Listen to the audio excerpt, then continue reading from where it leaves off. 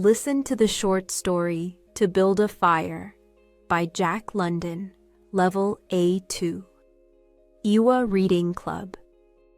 The morning was cold and gray. There was no sun in the clear sky.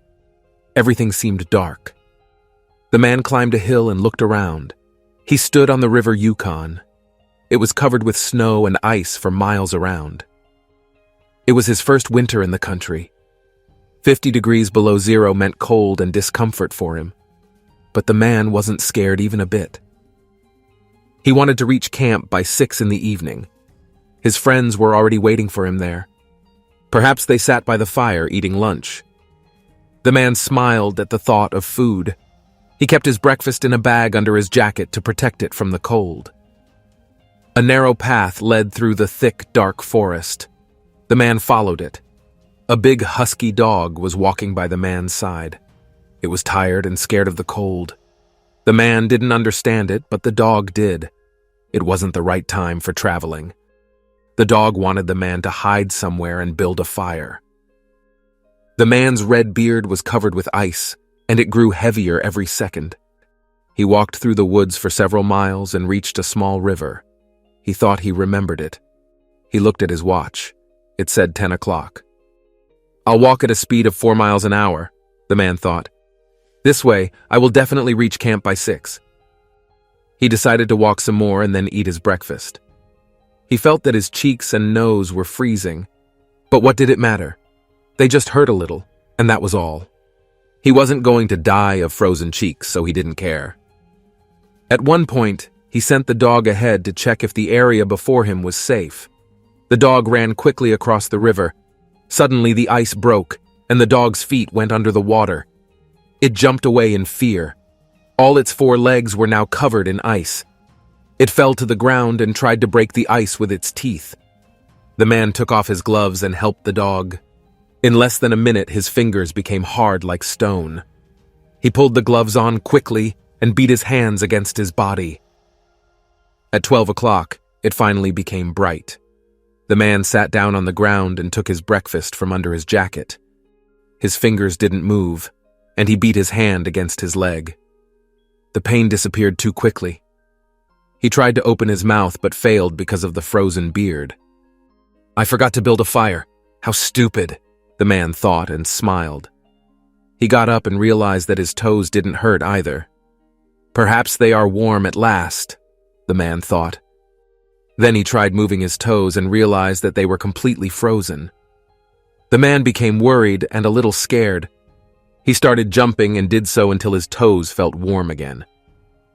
"That old man from the village was right. It really is cold here," he thought. Then he made a fire. The ice disappeared from his face, and he finally had his breakfast. The dog lay down next to the fire. The cold was gone, at least for some time. The man finished his breakfast and prepared to leave. The dog was angry with him. It did not want to walk away from the fire. The man did not understand the danger of the cold, but the dog did. On the other hand, it did not care for the man's life. Men never were kind to their dogs. So the dog didn't try to communicate its worries to the man.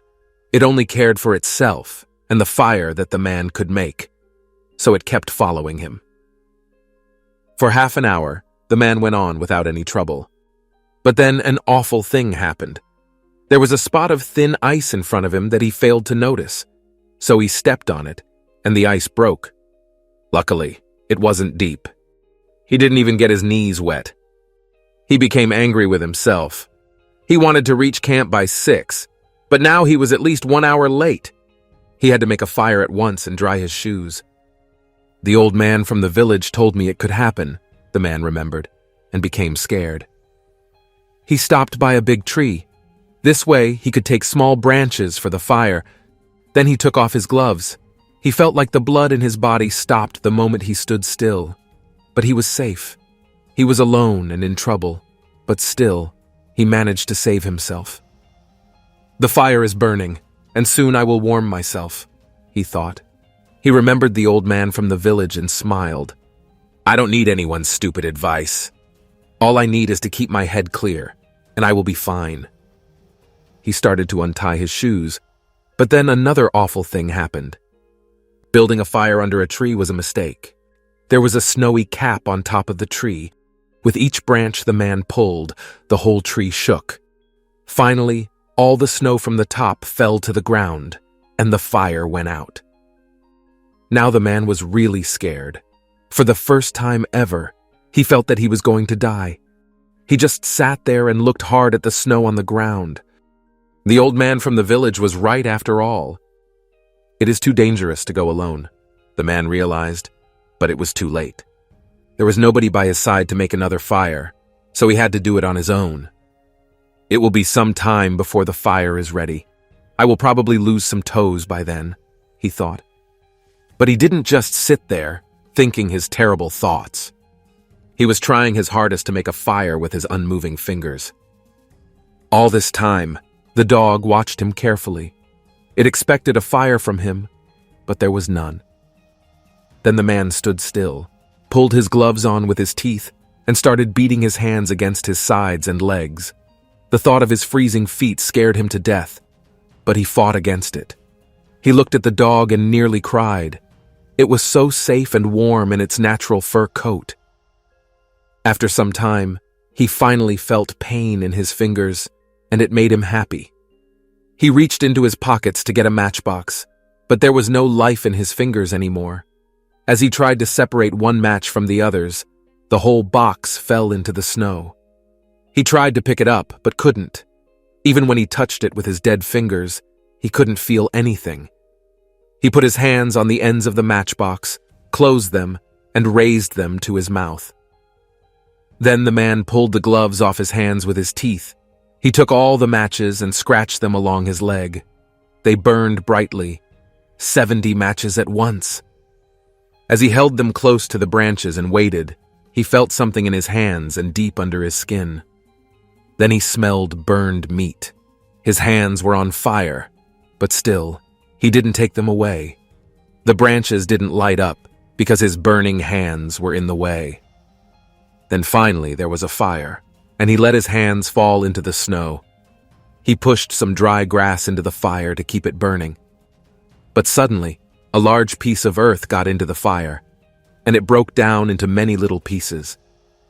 One by one they went out, and there was no fire anymore. The man's eye fell on the dog, and a crazy thought came across his mind. If I manage to kill the dog, I can put my hands into its body and warm them. Then I will start another fire. He fell on his hands and knees and called the dog to him softly. The change in his manner scared the dog, and it moved to the side. But then he managed to stand up, and the dog wasn't afraid of him anymore. It walked up slowly to the man. Suddenly, he threw himself at it. Before the dog could run away, the man caught it in his arms. Then he realized that he was unable to kill the dog. All he could do was sit there and hold it in his arms. He let it go, and the dog ran away from him in fear. Then it stopped and looked back at the man, waiting. The man stood up, then looked down at his hands to make sure they were still there. He started waving them quickly in the air, then beat them against his legs again, but it was no use. A great fear of death came over him, and it grew stronger by the second. It was no longer a matter of losing his fingers and toes. It was a matter of life and death. The man panicked and ran along the river, not knowing where exactly. The dog followed him. He was surprised that his frozen feet could still run. Perhaps I can still reach camp, he thought. Then the boys will take care of me. Of course, I will lose some of my fingers, but at least I will live. At the same time, a little voice in his head said that he was never going to reach camp. He was going to fall to the ground and die. The man refused to believe it, even when he fell into the snow. For a moment, it seemed to him that his body was warm again. But then he touched his face and realized that he still didn't feel anything.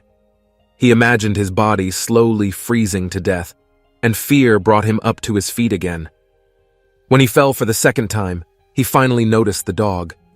He started shouting at it angrily, then stood up and ran again. The thought of death drove him on.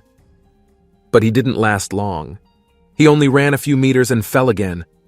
He wasn't scared anymore. He sat up in the snow and prepared to face his death. He thought that it was stupid to run around like a chicken with its head cut off. As soon as his mind was at peace, he felt sleepy.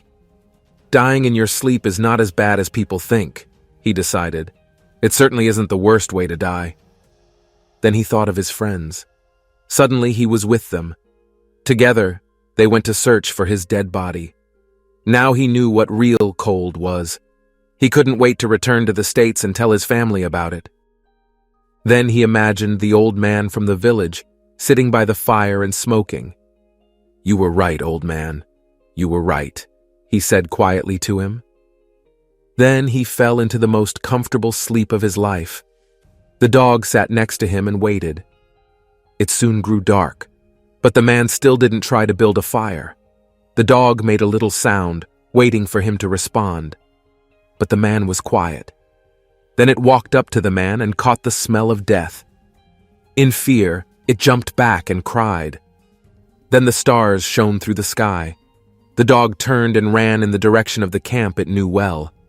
Other people were there, and they could provide food and fire. Did you enjoy the story? Hit the like button to help others learn English for free. And now, check out this amazing audiobook.